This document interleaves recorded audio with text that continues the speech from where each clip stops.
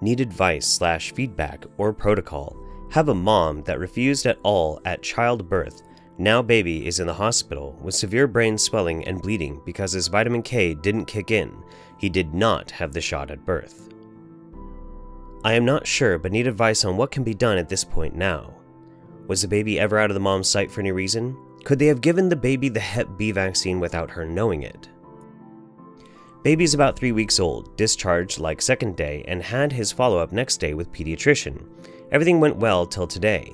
Baby had been crying for about a day, and they thought he was just constipated. Then he wouldn't eat, so they took him to the ER, did testing, and came up with his body hasn't produced the vitamin K. So they said he has swelling in the brain bleeding that did not clot, so they say there's a chances are very slim. They have given him medicine to keep his blood pressure down, and later today we'll do some brain test. He did get sedated upon arrival in it, still hasn't woken up from it. Baby was never left out of sight, so no hepatitis B was given. So they gave him a vitamin K shot and it did not work. No, he was not given the vitamin K shot. I doubt they did a true delayed cord clamping. Most doctors will only wait 60 to 90 seconds until the placenta delivers naturally and the cord stops pulsing and turns white. No need for a vitamin K shot if this is done correctly, often 10 minutes or so. The doctors are saying his natural vitamin K did not start producing? Yes, this is just an update from now, so she said his liver wasn't mature enough and usually produces things that will help with bleeding and clotting and not having a stroke, and that vitamin K usually triggers the liver to start producing all those things. But because he didn't get it, his liver didn't produce enough, so he bled. Brains don't just swell due to no vitamin K, there is a reason, we just don't have enough facts. This is what so far the doctors are saying. I hope it's something else that they aren't trying to scare mama for not doing the shot. Brain tests will be done later today, hopefully more information will it lead to.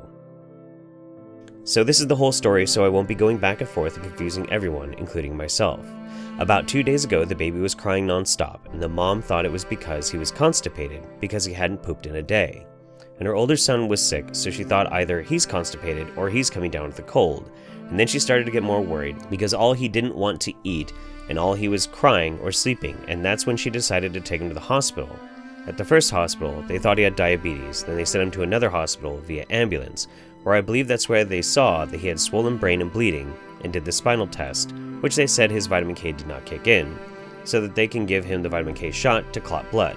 They sedated him, so they can put that thing in his mouth, I believe so he could breathe. Is that baby okay? Baby still hasn't woken up, unfortunately. Thank you all for everything. Unfortunately, baby didn't make it. Please keep baby and family in prayers.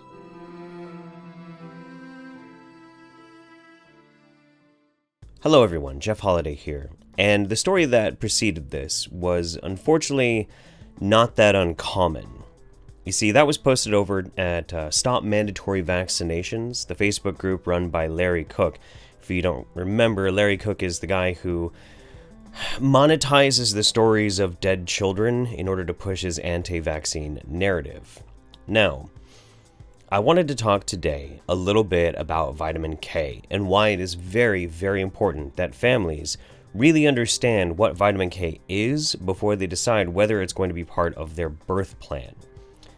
Let's begin. To understand vitamin K, first let's look at what vitamins even are. According to Dr. Stephen Novella at sciencebasedmedicine.org, the term vitamin was coined in 1912 by the Polish biochemist Kazimierz Funk.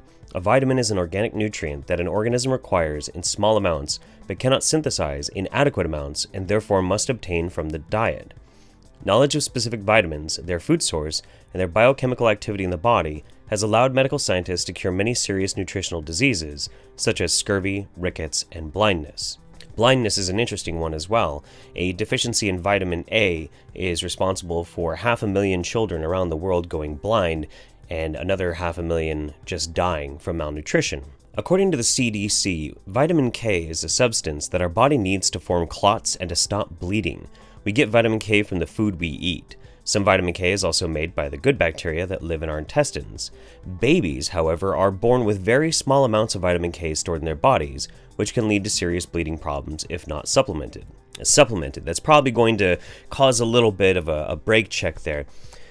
Why is it that babies need to be supplemented? Well, the main reason is, at that point in time, because babies have not had a standardized diet, they're not really getting in hardly any vitamin K whatsoever.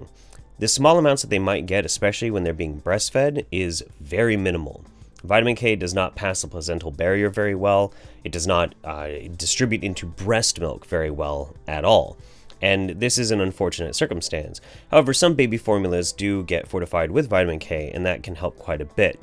But we'll get to oral ingestion of vitamin K in just a minute. The real problem is VKDB, vitamin K deficiency bleeding. This occurs when babies cannot stop bleeding because their blood does not have enough vitamin K to form a clot.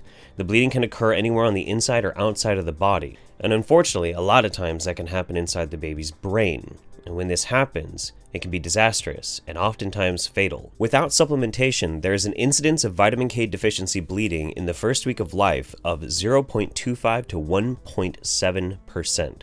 Or to make it more simple, that's 1 to 2 children out of every 100 that don't get their vitamin K supplement shot have the chance of getting this vitamin K deficiency bleeding. That's actually quite a bit.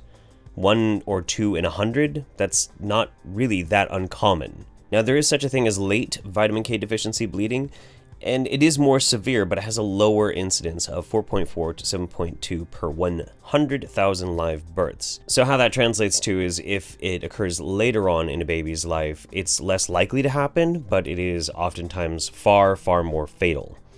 Now, the real problem comes down to people being afraid of giving their infants injections, especially a brand newborn baby. But the problem with this is that oral administration of vitamin K supplements has proven to not be very effective. It's not that it doesn't work, but there are a lot of complications with it. I mean, just to give you an example, what is it that babies are pretty prone to do?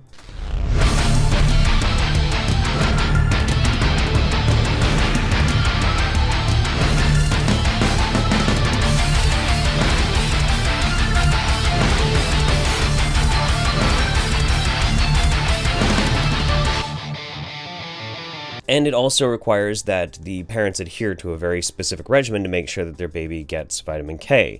And with everything else going on in a parent's life after they've just given birth, it's not always the easiest thing to remember. So an intramuscular injection very slowly seeps out over time and pretty much eliminates the risk altogether. But if you ask the anti-vaxx or alternative health crowd, this is all just a huge conspiracy. This can lead to all sorts of terrible, terrible incidences. And much like in the story that we were just looking at the beginning, a lot of times they'll try and blame it on something else, like a Hep B vaccine, whether or not they got the Hep B vaccine at all.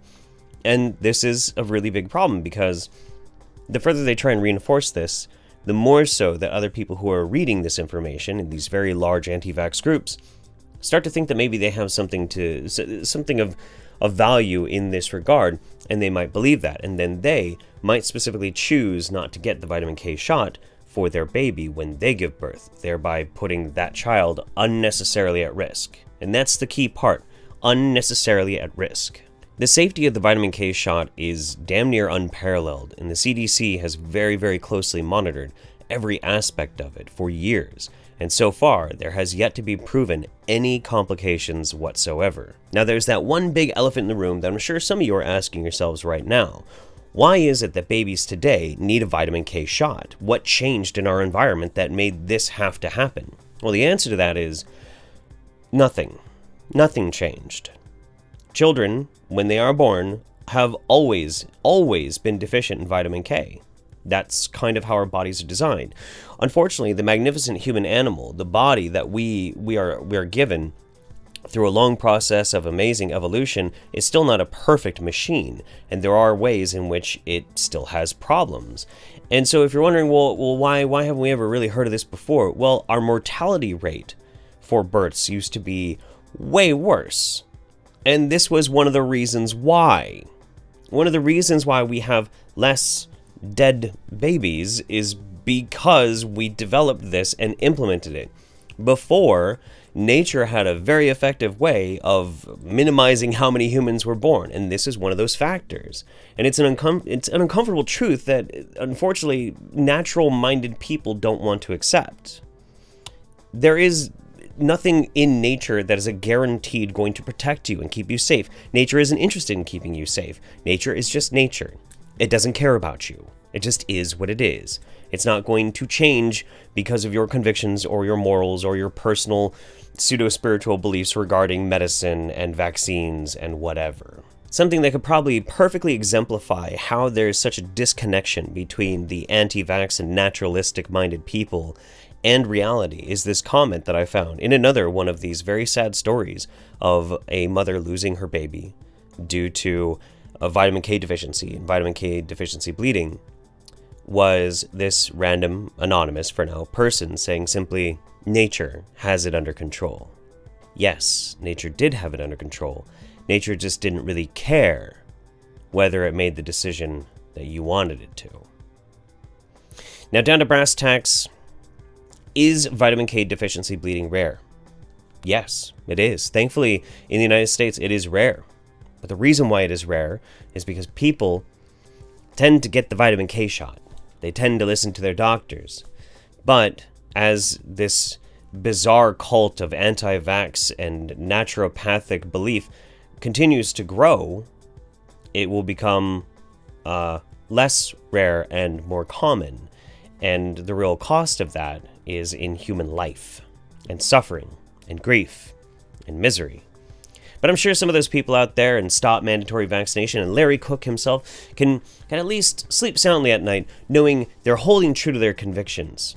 They're holding true to their convictions and they're just going to keep planting that flag of belief as the mountain of dead baby corpses that they planted on continues to grow. Anyway, that's going to be it for me today, guys. It was maybe a little bit more emotionally charged than otherwise I would have liked to put it, but to be honest, I'm sick of seeing these damn stories. I'm sick of hearing about this kind of shit happening. It's heartbreaking. It's god-awful. I would like to bring you guys nothing but good news, good happy videos about ridiculous wingnuts. That sounds awesome, but this is important. If you yourself are considering whether or not to have a vitamin K shot for your newborn when you give birth, I would urge you not to listen to me, but to listen to the experts. Look to the CDC. Ask your doctor. Try and inform yourself. Don't listen to some random asshole on Facebook. And if you have a friend who is also in the same position, perhaps you can help them out with that too. Because that's really the only way we fight this kind of crap is together. Anyway, from my family to yours, I hope you are well, and I'll see you next time. Bye-bye.